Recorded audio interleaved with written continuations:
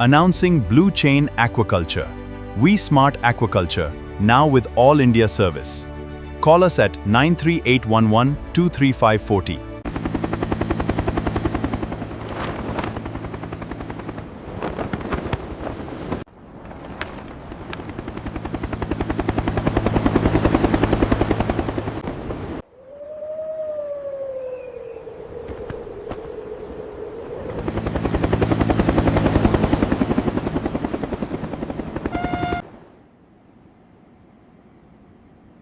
మీకు నిజం చెప్పాలంటే చాలా థ్యాంక్స్ మా ఛానల్కి వచ్చి మీ కంపెనీ గురించి ఇంటర్వ్యూ ఇవ్వడానికి ఒప్పుకున్నందుకు. ఓకే, థ్యాంక్ యూ అండి. ఫస్ట్ ఆఫ్ ఆల్ అందరికీ వచ్చే బేసిక్ క్వశ్చన్ ఏంటంటే మీ company blue chain aquaculture start చేయాలని ఎందుకు అనుకున్నారు మీరు? అసలు బ్లూ చైన్ ఆక్వాకల్చర్ స్టార్ట్ చేయాలంటే దానికన్నా ముందు నా హిస్టరీ తెలియాలి మీకు. హిస్టరీ ఏంటంటే ఫస్ట్ ఆఫ్ ఆల్ అసలు బ్లూ చైన్ స్టార్ట్ చేయడానికి ముందు అసలు ఏం చేశాను? అసలు గ్రాడ్యుయేషన్ సివిల్ ఇంజనీరింగ్లో చేశాను. సివిల్ ఇంజనీరింగ్లో నేను జాబ్ కూడా చేశాను. అవి ఏంటంటే ఎయిర్టెల్ టవర్ కన్స్ట్రక్షన్, తర్వాత బిల్డింగ్ కన్స్ట్రక్షన్ రాజమండ్రిలో చేశాను, తర్వాత టాటా సోలార్లో చేశాను. తర్వాత ఈ 3 చేసిన తర్వాత నేను న్యూటన్ తీసుకుంది ఆక్వాకల్చర్ చూసిన తర్వాత నేను ఫస్ట్ చేసిన కంపెనీ ఫిష్ ఫార్మర్స్లో నేను అక్కడ చూసింది మురెల్ కల్చర్ చూసాను. మురెల్ కల్చర్ అక్కడ నేను ఆర్ఎస్ అండ్ బయోఫ్లాక్ కల్చర్లో చూసాను. తర్వాత దాన్ని నేను అక్కడ ఎక్స్టెండ్ అవ్వడానికి నేను షింప్ కల్చర్ కూడా చూద్దాం అనుకున్నాను, కానీ కొన్ని సర్కమ్స్టాన్స్ వల్ల కుదరలా. కానీ ఇప్పుడు బ్లూ చైన్ ఆక్వాకల్చర్లో అసలు మన ఎండి గారే టెక్నికల్ కూడా నెంబర్ 1. అంటే ఒక CEO స్టార్టింగ్ నుంచి ఎండింగ్ దాకా ఆయన చూసుకుంటారు. కాబట్టి అలాంటి వాళ్ళతో ఉంటేనే బెటర్ ఆప్షన్ అని నేను అందులో మెర్జ్ అవ్వాల్సి వస్తుంది బ్లూ చైన్ ఆక్వాకల్చర్లో. ఆ బ్లూ చైన్ ఆక్వాకల్చర్కి major important major backbone వచ్చేసరికి మన టెక్నికల్ సార్. ఆ టెక్నికల్ ఆయన ఉన్నారు కాబట్టి నేను అందులో మెర్జ్ అవ్వాల్సి వచ్చింది. ఇది మేజర్ రీజన్. రెండో పాయింట్ వచ్చేసరికి అసలు బ్లూ చైన్ ఆక్వాకల్చర్ ఎందుకు పెట్టామంటే యూత్ అనేది చాలామంది జాబ్స్ కోసమే ఎదురు చూస్తూ ఉంటారు. కానీ జాబ్స్ కాకుండా ఒక్కో మాడ్యూల్లోకి వెళ్తే సొంతంగా బిజినెస్ అనేది స్టార్ట్ చేసుకోవచ్చు. అంటే లో ఇన్వెస్ట్మెంట్లో హై ఎక్స్పెండిచర్ వచ్చేటట్టు ఈ బ్లూ చైన్ ఆక్వాకల్చర్ చేయగలరు. అది ఎట్లా అంటే ఫర్ ఎగ్జాంపుల్ నేను ఇప్పుడు చెప్తుంది దీంట్లో అని కాదు, మీ ఇష్టం. అది షింప్ కల్చర్ అయినా, ఫిష్ కల్చర్ అయినా, పాలికల్చర్ అయినా, డిపెండ్స్ అపాన్ యూ. దీంట్లో మేము స్టార్టింగ్ నుంచి ఎండింగ్ దాకా మీతోనే ఉంటాం. కానీ ఈ కల్చర్ స్టార్ట్ చేసే ముందు మీ క్యాపబిలిటీ ఏంటి, మీరు ఏం చేయాలనుకుంటున్నారు, ఏ కల్చర్ స్టార్ట్ చేయాలనుకుంటున్నారు. అసలు యూత్ అనేది మనకి అసలు జాబ్స్ అని కాకుండా ఇది ఒక మాడ్యూల్ ప్రకారం మనం వెళ్తే దీంట్లో కల్చర్లో మీరు ఎక్కువ ప్రాఫిట్స్ చూసుకోవచ్చు, బిజినెస్ కూడా బాగానే ఉంటుంది. ఆక్వాకల్చర్లో ఫస్ట్ చేయాల్సింది మొదటగా మీరు ఏం చేయాలంటే పెట్టగానే ట్యాంక్స్ పెట్టేసి ట్యాంక్ కల్చర్ అయితే మీరు ట్యాంక్స్ పెట్టేసుకొని ఇంకా డబ్బులు వస్తాయి అనుకునేది రాంగ్. తర్వాత పాండ్ కల్చర్ అయినా అంతే. పాండ్లో మనం చేపలు వేసేసాం అయ్యో పెరుగుతాయి అన్నా కానీ రాంగ్. అసలు ఈ దీంట్లో ట్యాంక్ కల్చర్ అయినా, పాండ్ కల్చర్ అయినా, వాటర్ ఎక్స్చేంజ్ మెథడ్ అయినా, ఈ 3 మెథడ్స్లో కల్చర్ మనం ఎట్లా స్టార్ట్ చేసుకోవాలంటే ఫస్ట్ స్టార్టింగ్ అనేది మీరు తక్కువ బడ్జెట్లో స్టార్ట్ చేయండి. అంటే ఫర్ ఎగ్జాంపుల్ మీరు 3 to 4 lakhs అనుకోండి మినిమం బడ్జెట్. అట్లా బడ్జెట్ 3 to 4 lakhs మీకు సర్టెనబిలిటీ అయితేనే మీరు నెక్స్ట్ ప్రాసెస్కి అనేది వెళ్ళండి. అట్లా వెళ్ళకుండా మనం స్టార్టింగే ఒక lakhs అనేది హెవీ బడ్జెట్ పెట్టేసుకొని సీస్లో కూడా ఎక్కువ హెవీ బడ్జెట్ పెట్టుకొని మీరు లాస్ అవడం కంటే మీరు చేయగలుగుతారా లేదా ఫస్ట్ తక్కువ ఇన్వెస్ట్మెంట్తో స్టార్ట్ చేసుకోండి. అంటే ఫర్ ఎగ్జాంపుల్ ట్యాంక్ కల్చర్ అనుకోండి, ఫర్ ఎగ్జాంపుల్ 2 tanks తీసుకోండి. 2 tank కల్చర్లో మ్యాక్స్ టు మ్యాక్స్ మీరు అంత కల్చర్ చేయాలంటే 8 months పెట్టుకోండి. హైయెస్ట్ 8 monthsకి ఎంత గ్రోత్ వస్తుంది, మీకు ఎంత ఎక్స్పెండిచర్ అవుతుంది, అసలు మనం చేయగలమా లేవా అని ట్యాంక్ కల్చర్లో తెలుసు. అదే పాండ్ కల్చర్ అయినా సేమ్ ఇంతే. 1 acreతో స్టార్ట్ చేయండి. నేను చేయగలను, ఇది ఈజీగా అని అనుకుంటేనే దాంట్లో దిగండి. లేదు మీరు చేయలేదు అనుకుంటే ఆ 1 acreతోనే మీరు స్టెప్ అనేది తీసుకుంటారు.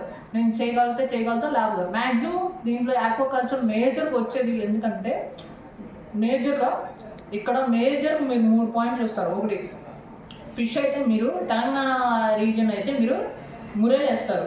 అదే ఇక్కడ అనుకోండి మన ఆంధ్ర సైడ్ అనుకోండి సీబాస్ వేస్తారు. అదే కేరళ అయితే నిట్టి తిలాపియా వేస్తారు. అదే నార్త్ ఇండియా అయితే పాబ్లర్ ఫిష్ వేస్తారు.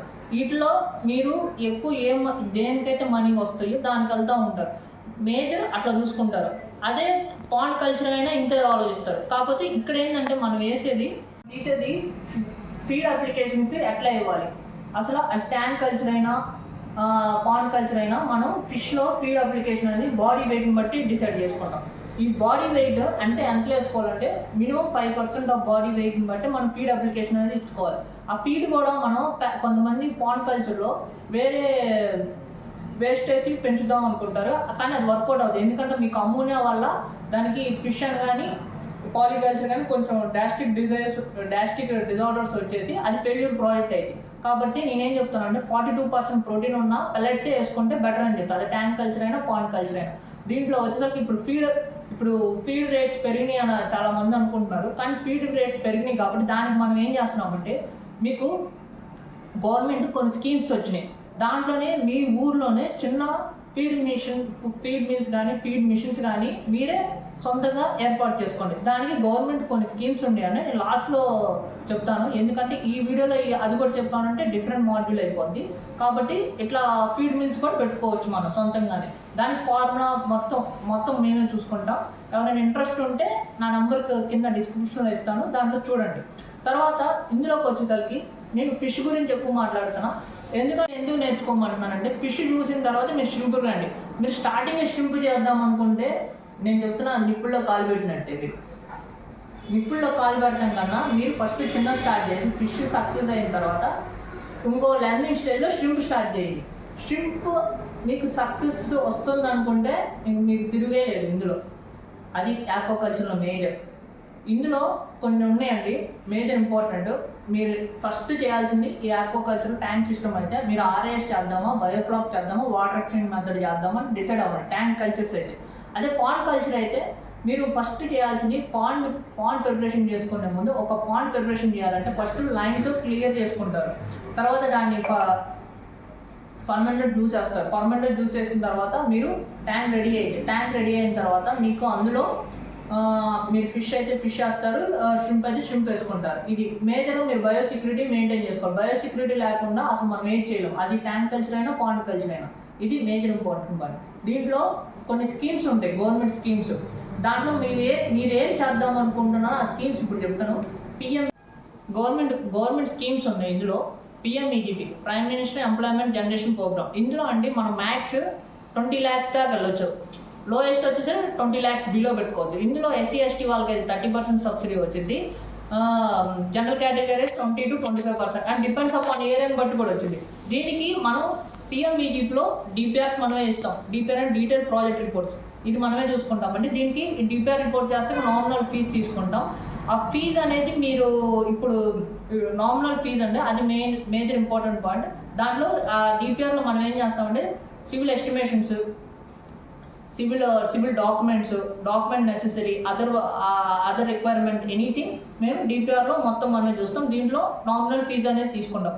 PMEGPలో PMMS, prime minister Matsya Sampada Yojana. ఇందులో స్టేట్ 30 ఇచ్చేసి సెంట్రల్ 30 ఇచ్చిందండి. ఓవరాల్ 60% సబ్సిడీ వచ్చింది. ఇందులో నేనేం చెప్తానని నా పర్సనల్ ఒపీనియన్, మేము అది చేయమన్నా చేస్తాం కానీ నా పర్సనల్ ఒపీనియన్ నేను వద్దంట. ఎందుకంటే స్టేట్ గవర్నమెంట్ ఒకలాగా ఉండి సెంట్రల్ ఒకటి అయితే ఒకరు రిలీజ్ చేసి ఒకరు రిలీజ్ అయిపోయినా క్లయింట్ అనేవాడు నష్టపోతాడు. కాబట్టి నేను PMMS వైపు అంత ఒప్పుకోను, నాకు ఇంట్రెస్ట్ కూడా ఉండదు, నా పర్సనల్ ఒపీనియన్ అయితే. అదే PMMS ఎంటర్ప్రెన్యూర్షిప్ అయితే దీంట్లో వచ్చేసరికి ఓవరాల్గా 30% సబ్సిడీ వచ్చింది, సెంట్రల్ గవర్నమెంట్దే వచ్చింది. ఇందులో మేజర్గా మీరు ఇందులో చూసుకోవాల్సింది ఏ స్కీమ్ పెట్టుకుంటున్నాం, ఎట్లా పెట్టుకుంటున్నాం అని చూడండి. అంతకుముందు అయితే ఇప్పుడు అగ్రికల్చర్ ఇన్ఫ్రాస్ట్రక్చర్ ఫండ్ ఉండేది, అది ఈ మధ్యన క్లోజ్ అయిపోయింది, కానీ అది రావట్లేదు. కాబట్టి అగ్రికల్చర్ ఇన్ఫ్రాస్ట్రక్చర్ ఫండ్ కుదరట్లా. కానీ దాని ప్లేస్ ఇప్పుడు లేటెస్ట్గా ఒకటి వస్తుంది, NFDP, national fisheries development fund. ఇది ఏంటంటే అసలు రైతులు అనేది జాక్పాట్ లాంటిది. 5 CR పెడితే 1.25 CR సబ్సిడీ. దేనికి వస్తుంది 1.25 CR దేనికి వస్తుంది చెప్పండి. కాబట్టి ఇది కూడా మనకి మ్యాక్స్ టు మ్యాక్స్ రేపు ఆగస్టుతో ఎండ్ అయింది. ఎవరైనా పెట్టుకుందాం అనుకుంటే ఈ స్కీమ్లో అప్లై చేసుకోండి. హైయెస్ట్ 5 CR, లోయెస్ట్ ఇంకా ఎంతైందో అంత. దీనికి కూడా నామినల్ ఫీజు DPRs ఉంటాయి. DPR పరంగా మేము ఉంటాం. ప్రాజెక్ట్ మాతో పెట్టించుకుంటే, బ్లూ చైన్తో పెట్టించుకుంటే స్టార్టింగ్ నుంచి ఎండింగ్ దాకా మాదే ప్రాసెస్ ఇందులో. ఇది బాగా చెప్పారు సంపత్ గారు. ఓకే. ఇంకో క్వశ్చన్ ఏంటంటే, ఇప్పుడు మామూలుగా ఆక్వాకల్చర్లో ఫిషెస్ కానీ షింప్ కానీ ఏటికన్నా కానీ డిసీజెస్ ఎక్కువ నష్టం కలిగిస్తున్నాయి ఓకే రైతులకి. వాటి వివరాలు కొంచెం చెప్పండి, దానికి ఏం చేయాలో కొంచెం మీరు చెప్తే రైతులు కొంచెం డెవలప్ అవుతారు? చెప్తానండి. ఇక్కడ మనం మేజర్గా చూసుకోవాల్సింది, ఇక్కడ మనం ఫిష్ టెక్నిక్స్ చెప్పిన దాన్ని బట్టే మనం రైతులకు అనేది ఇక్కడ మనం ట్రీట్మెంట్ ఎట్లా ఇవ్వాలో చెప్తాం. ఫర్ ఎగ్జాంపుల్ ఇక్కడ మనకి చూసుకుంటే ఫిష్కి మేజర్ డిసీజెస్ ఏమొస్తాయి అంటే bacteria infection, fungal infection and మనకి మేజర్ యూఎస్ అంటే ఎపిజోటిక్ అల్సైటిస్ సిండ్రోమ్. ఈ మూడు ఉంటాయి ఫిష్కి. రెండోది వచ్చేసి exophthalmia, psoriasis and gut bacteria infection అనేది వస్తాయి. ఇది మేజర్ ఫిష్కి వచ్చిందండి. తర్వాత షింప్కి వచ్చేసరికి vibrios, white spot disease and red spot disease and విబ్రియోస్.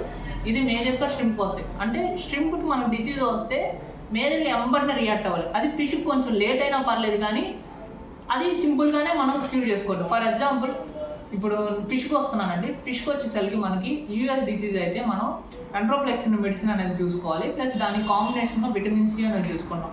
లేకపోతే ఎండ్రోఫ్లెక్సిన్తో పాటు హిమాలయ లీవీ 50 అనేది లివర్ టానిక్ అని అంటారు కదా, అది కూడా వేసుకోవచ్చు. కానీ వీటిలో మేజర్గా మనం చూసుకోవాల్సింది ఫిష్లో వచ్చేసరికి యూఎస్ రాకుండా ఉంటే మనం కల్చర్ అనేది అట్లనే చేసుకుంటాం. ఈ కల్చర్లో మనం మేజర్గా చూసుకోవాల్సింది డిసీజ్ రాకుండా ఉండమే చూసుకోవాలి. అంటే మనం స్టార్టింగ్ నుంచి ఫీడ్ అనేది కరెక్ట్గా ఇచ్చుకొని అట్మాస్ఫియర్ సర్కమ్స్టెన్స్ తగ్గినట్టు మనం కల్చర్ అనేది ఏర్పాటు చేసుకోవాలి. అట్లా కాకుండా చూసేసాం అంటే డిసీజెస్ కన్ఫామ్గా వస్తాయి. అది వచ్చినప్పుడు మీరు తొందరగా రియాక్ట్ అవ్వాలంటే ఫర్ ఎగ్జాంపుల్ బ్లూ చైన్తో మీరు ప్రాజెక్ట్ పెట్టించుకున్న తర్వాత డిసీజెస్ కానీ మీ ట్యాంక్ కల్చర్లో వస్తే ముందు ఫస్ట్ దాని సిమ్టమ్స్ బట్టి మేము వెంటనే రియాక్ట్ అవ్వాలని మీరు మనకు వాట్సాప్ పెట్టండి. ఆ వాట్సాప్లో డిసీజెస్కి మెడిసిన్ అంత నెసెసిటీ కాకపోతే మనం మెడిసిన్ అక్కడే చెప్తాం. కాదు ఇదేదో కొంచెం ప్రాబ్లమాటిక్ ఉందంటే కంపల్సరీ టెక్నీషియన్ మీ దగ్గరికి వస్తారు. మీ దగ్గర ప్రాసెస్ దాన్ని ఎట్లా వాడుకోవాలి మెడిసిన్ అనేది క్లారిటీగా చెప్తారు. ఇది బ్లూ చైన్ ఆక్వాకల్చర్లో. రెండో పాయింట్ వచ్చేసి షింప్ కల్చర్ వచ్చేసరికి shrimp match to match technician దగ్గరే మీరు ఫొటోస్ పెట్టినా ఏది పెట్టినా షింప్కి వచ్చేసరికి మాత్రం టెక్నీషియన్ కంపల్సరీ మీ దగ్గర మీ పాండ్ అనేది చూసుకొని ట్యాంక్ కల్చర్ అయినా అది పాండ్ కల్చర్ అయినా దాన్ని బట్టి అక్కడ చెప్తారు. ఇది షింప్ కల్చర్కి వచ్చేది. ఎందుకంటే షింప్ అనేది చెప్పాక స్టార్టింగ్లోనే షింప్ అనేది ఎంత డ్రాస్టిక్ అయినా ఎంత లో అయినా కానీ కంపల్సరీ దాన్ని చూసే చెప్పాలి. వాట్సాప్లో ఒకలాగా వచ్చింది, కానీ కరెక్ట్ క్లారిటీగా రావాలంటే ఫీల్డ్ విజిట్ చేయాల్సిందే షింప్ కల్చర్లో. ఇది మేజర్గా. దాంట్లో మెడిసిన్ కూడా అక్కడే చెప్తారు. ఇది మా దగ్గర బ్లూ చైన్ ఆక్వాకల్చర్లో. దీనికి కంటిన్యూగా చూసుకోవాలంటే మనం చేయాల్సింది బయోసెక్యూరిటీ అది ట్యాంక్ కల్చర్ అయినా దీంట్లో షింప్ కల్చర్ అయినా బయోసెక్యూరిటీ అనేది కరెక్ట్గా మెయింటైన్ చేసుకుంటే డిసీజ్ అనేది రావు, నా ఒపీనియన్ అయితే. సంపత్ గారు చెప్పండి.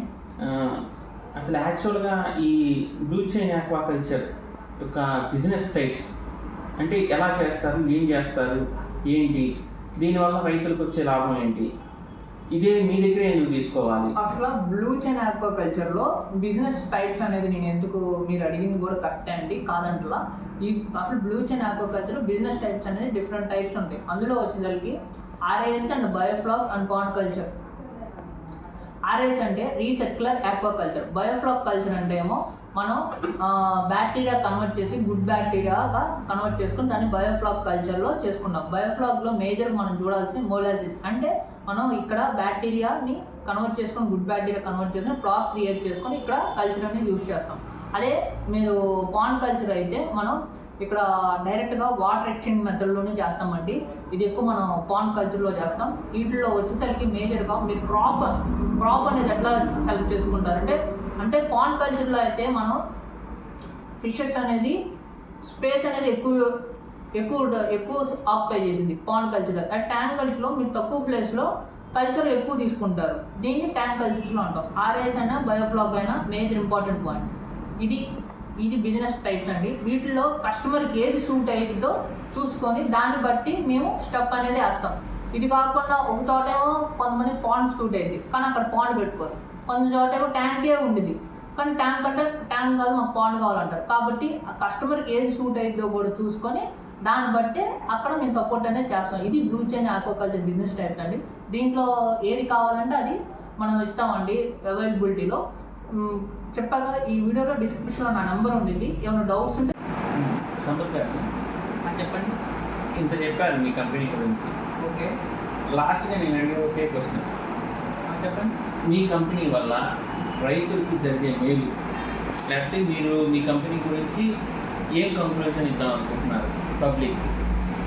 అసలు బ్లూ చైన్ ఆక్వాకల్చర్ సపోర్ట్ చేయాలని, రైతులు సపోర్ట్ చేయాలని పెట్టామండి. అందులో మేజర్ మా కంపెనీ ఎవరైనా టెక్నికల్గానే మొత్తం చూసుకోవాల్సింది. టెక్నికల్గా మా ఎండి గోపికృష్ణ గారు ఉన్నారు, దానికి మీకు ఇబ్బందే లేదు. దాంట్లో పాటు ఇక్కడ రైతులకి ఏమైనా ప్రాబ్లమ్స్ వచ్చినా స్టార్టింగ్ నుంచి, అంటే సీడ్ వేసే దగ్గర నుంచి సీడ్ హార్వెస్ట్ చేసేదాకా మొత్తం పూర్తి బాధ్యత మాది బ్లూ చైన్ ఆక్వాకల్చర్. ఇందులో మేజర్గా ఇప్పుడు ప్రజెంట్ నడుస్తున్న స్కీమ్స్ వచ్చేసరికి ఎన్ఎఫ్డిబి అంటే నేషనల్ ఫిషరీస్ డెవలప్మెంట్ బోర్డులో మనకి ఒక స్కీమ్ అనేది చెప్పాడు కదా, అది మ్యాక్స్ 5 CR దాకా ఉంది.